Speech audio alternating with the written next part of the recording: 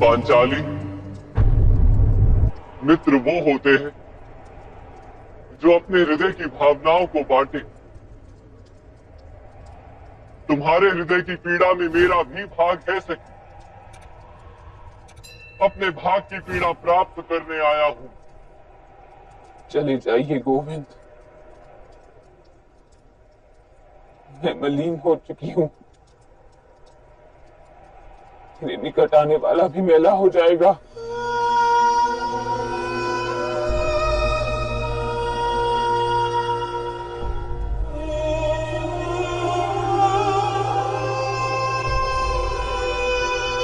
मेरी मित्रता पर विश्वास रखो सखी। नदी में स्नान करने वाला शुद्ध हो जाता है, किंतु नदी उससे मैली नहीं होती।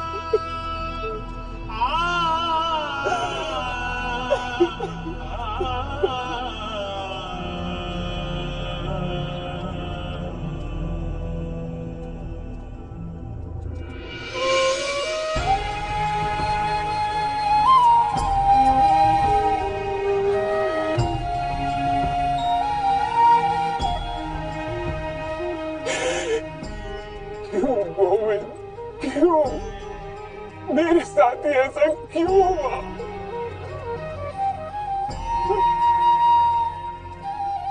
इतना बड़ा मान, क्या पाप किया था मैंने गोविंद? किन कर्मों का फल भोग रही हूं?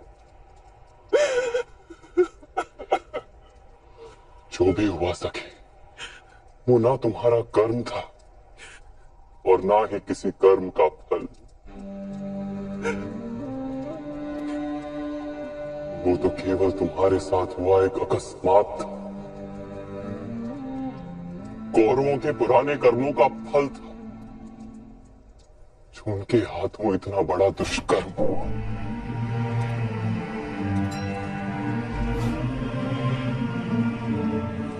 कर्म के सिद्धांत का यही तात्पर्य है सखी।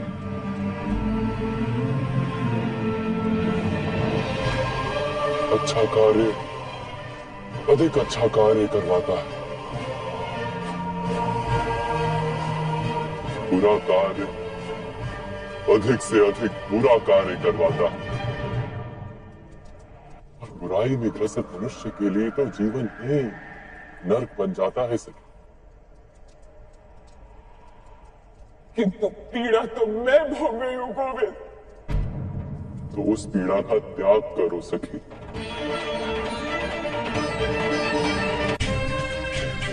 हस्तिनापुर में जो तुम्हारे साथ हुआ था वो तुम्हारा कर्म नहीं था, किंतु उस घटना को तुम जो प्रतिभाव दोगी वो तुम्हारा कर्म अवश्य बनेगा। तुम यदि अपने मन को दुख और वैर से भर लोगी तो तुम्हें भी नर्क का अनुभव होगा। और उनके किए दुष्कार्यों के लिए तुम क्यों नर्क भोगना चाहती हो?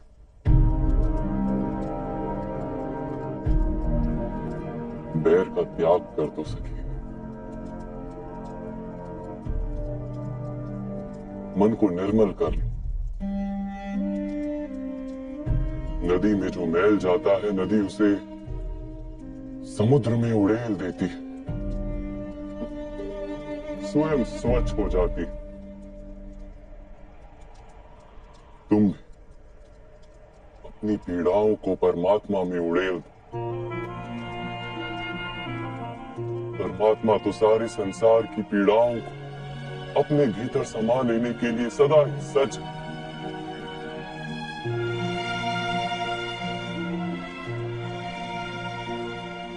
अर्थात गुरु सभा को क्षमा कर दूं।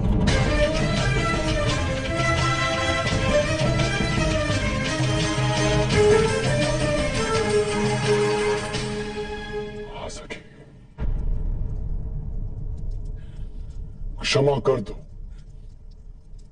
अन्यथा प्रतिशोध में फंसी रहोगी, न्याय नहीं कर पाओगी।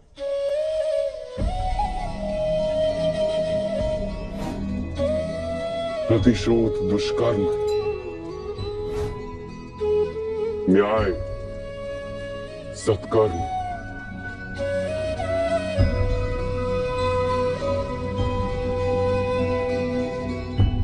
भेद क्या हुआ गोविंद?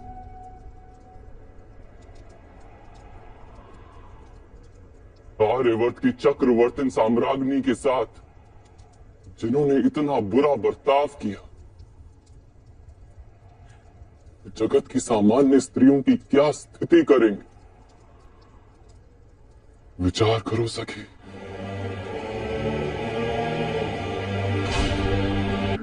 अपनी पीड़ा में संसार की पीड़ा को देखो, अपने दुखों को संघर्ष बना लो। एक बात समझ लो सखी, जो केवल अपनी पीड़ाओं को गले से लगाकर जीता है, वो निर्बल बन जाता है। किंतु जो व्यक्ति सारे समाज की पीड़ाओं को अपने हृदय से लगाकर जीता है, वो बलवान बन जाता है।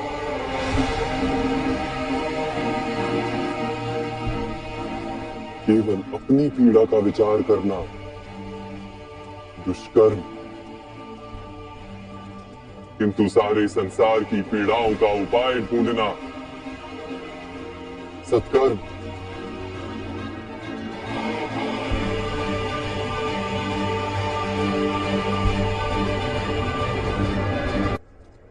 हाँ सखी, मैं तुमसे कहता हूं, सबसे पहले दुर्योधन को क्षमा कर दो। वही उसकी विनाश की ओर प्रथम चरण होगा।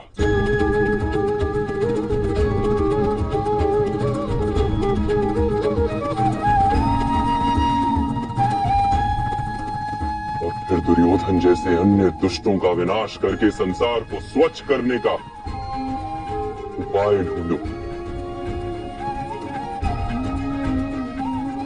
केवल अपने लिए नहीं, संसार के, समाज के निर्बल स्त्री पुरुषों के उद्धार के लिए युद्ध करो। परमार्थ के लिए किए गए युद्ध में चाहे कितनी भी हिंसा क्यों ना,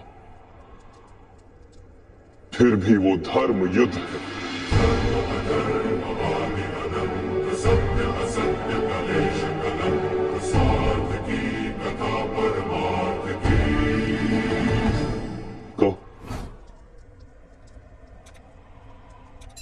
कर पाओगी ये कार्य?